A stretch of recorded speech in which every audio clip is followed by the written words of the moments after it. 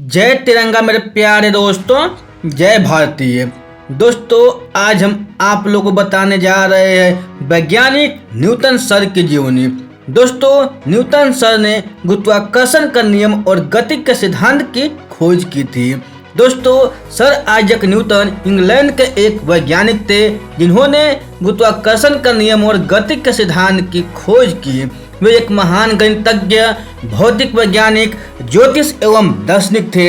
इनका शोध प्रपत्र फिलोसफिया नेचुरलिस प्रिंसिपिया मैथमेटिका सन 1687 में प्रकाशित हुआ, जिसमें सार्वत्रिक गुरुत्वाकर्षण एवं गति के नियमों की व्याख्या की गई थी और इस प्रकार चिरस्मत भौतिकी, क्लासिकल भौतिकी की नींव रखी। उनकी फिलोसफी नेचुरलिस प्रिंसिपिया मैथमेटिका 1687 में प्रकाशित हुई। यह विज्ञान के इतिहास में अपने आप में सबसे प्रभावशाली पुस्तक है, जो अधिकांश साहित्यिक यांत्रिक के लिए आधारभूत कार्य की भूमिका निभाती है। इस कार्य में न्यूटन ने सार्वत्रिक गुरुत्वाकर्षण और गति के 3 नियमों का वर्णन किया, जिसने अगली 3 शताब्दियों के लिए भौतिक ब्रह्मांड के वैज्ञानिक दृष्टिकोण पर अपना वर्चस्व स्थापित कर लिया।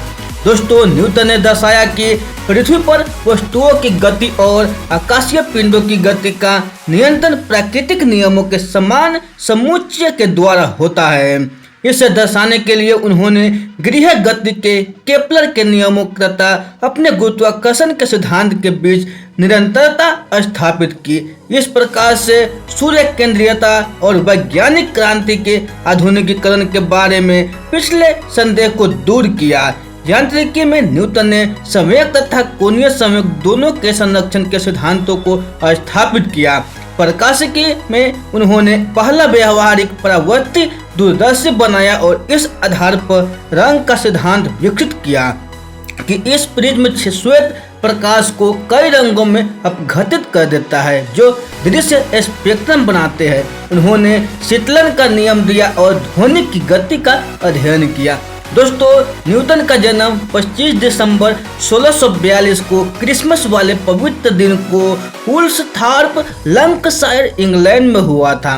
इनके जन्म से ठीक 3 महीने पहले इनके पिता का देहांत हो गया था।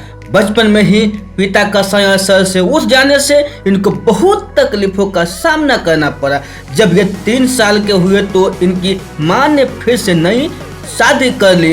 इनके पालन पोषण के लिए इनको दादी माँ के पास छोड़ गई और खुद नए पति के साथ रहने चली गई। न्यूटन को अपने सौतेले पिता बिल्कुल अच्छे नहीं लगते थे। जब न्यूटन छोटे थे तो बहुत दिन तक ठीक से बोल नहीं पाते थे।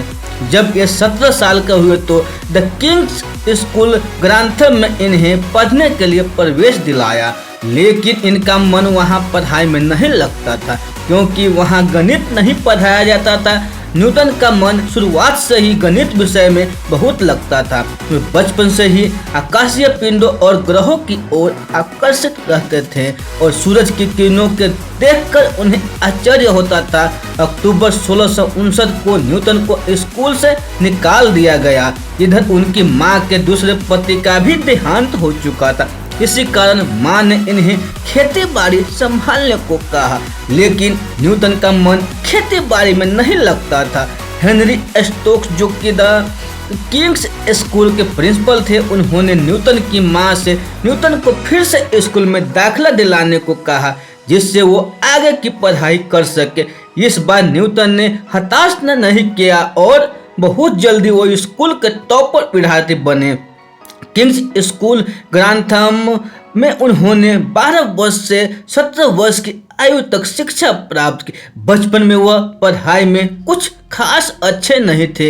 एक बार स्कूल में एक लड़के ने न्यूटन को पीटा, मगर न्यूटन जब गुस्से में आ गए तो उस लड़के को भाग के अपनी जान बचानी पड़ी।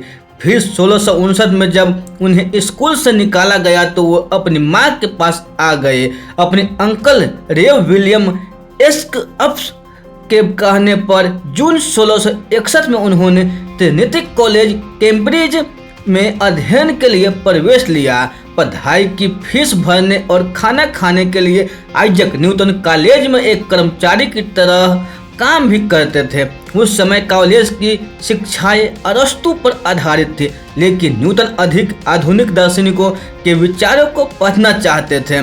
दोस्तों 1664 में इनकी प्रतिभा के कारण एक स्कॉलरशिप की व्यवस्था कॉलेज की तरफ से हो गई, जिसकी मदद से न्यूटन अब आगे की पढ़ाई कर सकते थे। उस समय विज्ञान बहुत आगे नहीं था। फिर यही सलाह कर न्यूटन ने प्रसिद्ध केपलर के नियम पढ़े। 1665 में उन्होंने सामान्यीकृत द्विपद में बाइनोमियल थ्योरम की खोज की और एक गणितीय सिद्धांत मैथमेटिकल कॉन्सेप्ट विकसित करना शुरू किया, जो बाद में अत्यल्प कलन कैलकुलस के नाम से जाना गया। दोस्तों न्यूटन ने इसकी जानकारी काफी समय बाद दी। इस कारण उन्होंने ये बताया कि उन्हें डर था कि न्यूटन ने कहा कि वे अपने अत्यल्प कलन कैलकुलस को प्रकाशित कर कहीं उपहास के पत्र न बन जाए। न्यूटन ने गैलीलियो, केपलर, डेकार्त और यूक्लिड की रचनाओं को ज्यादा पढ़ा था। ऐसा कहा जाता है कि उन्होंने यूक्लिड को इसलिए पढ़ना शुरू किया था क्योंकि वो नक्षत्र विज्ञान की एक पुस्तक के कुछ चित्रों को समझने में नाकाम रहे थे। हालांकि उन्होंने इस पुस्तक को एक तुच्छ पुस्तक समझकर अलग अलग रख दिया था, किंतु अपने शिक्षक के समझाने पर इसे पुनः पढ़ा था। अप्रैल 1664 ईस्वी में न्यूटन को छात्रवृत्ति मिली, जिसके कारण वो 1668 तक कैम्ब्रिज रुक गए थे। इस अवधि में न्यूटन ने बीए और एमए की डिग्री भी ली थी। दोस्तों 1665 ईस्वी में अचानक लंदन में प्लेग की महामारी फैल गई थी, जिससे शहर मानो पूर्ण रूप से बंद हो गया। हता शीघ्र की कैम्ब्रिज ने भी उसका अनुसरण करते हुए विश्वविद्यालय को अस्थायी रूप से बंद कर दिया था। दोस्तों कुछ छात्र अपने शिक्षकों के साथ निकटवर्ती गांव में चले गए। न्यूटन अपनी मां के फार्म पर लिंकन शायर चले गए। वो फार्म उनके दादा रॉबर्ट न्यूटन का था। दोस्तों आइजक न्यूटन आगामी 18 महीनों तक वही रहे। वो उनके लिए जबरदस्ती की छुट्टी थी, लेकिन वो समय न्यूटन के लिए बेहद निर्णायक सिद्ध हुआ। इस अवकाश काल में न्यूटन अपने कुछ विचार निश्चित किए, जिनके परिणाम ने विज्ञान में उनके लंबे और फलदायी भविष्य की शुरुआत को जन्म दे दिया था। दोस्तों न्यूटन के गुरुत्वाकर्षण के सिद्धांत का पता लगाने की घटना 350 साल पुरानी 1660 के दशक के मध्य की घटना है। विलियम स्टिक्ली ने लिखा है कि 1726 की बसंत में एक दिन एक सेब के पेड़ की छाया में न्यूटन ने उन्हें इस घटना के बारे में बताया। तब न्यूटन कैम्ब्रिज विश्वविद्यालय में पढ़ते थे।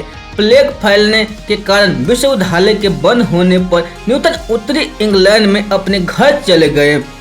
न्यूटन ने स्टिक्ली को बताया कि जिस तरह वह उस दिन उस सेब के पेड़ के नीचे बैठे थे, उसी तरह की अवस्था में वो एक पेड़ के नीचे बैठ सोच रहे थे जब एक सेब गिरा। स्टिक्ली लिखते हैं, न्यूटन बैठे सोच रहे थे जब एक सेब गिरा।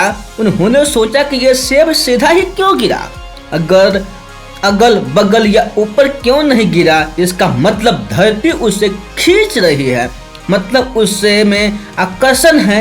वैसे रॉयल सोसाइटी की लाइब्रेरी के प्रमुख कीथ मूर का कहना है कि सेब के गिरने की कहानी शायद एक कहानी ही है जिसे न्यूटन ने बाद में आम लोगों को समझाने के लिए बना लिया। कीथ मूर कहते हैं, न्यूटन ने सेब गिरने की कहानी का सहारा आम लोगों को गुरुत्वाकर्षण क्या है यह समझाने के लिए, और सेब के सिर पर गिरने की कहानी तो और भी बाद में बनाई गई। और दोस्तों ये बायोग्राफी आप लोगों को न्यूटन सर की अच्छी लगी हो तो अपने दोस्तों के साथ जरूर शेयर कीजिएगा। तो फिर मिलते हैं ऐसे ही अगले बायोग्राफी में। तब तक के लिए आप खुश रहिए, सुरक्षित रहिए और अपने सेहत को अच्छी तरह से ध्यान रखिए और अपने परिवार से मिलजुल कर रहिए। दोस्तों आप लोगों को बहुमूल्य समय देने के लिए हमारे दिल से बहुत बहुत धन्यवाद।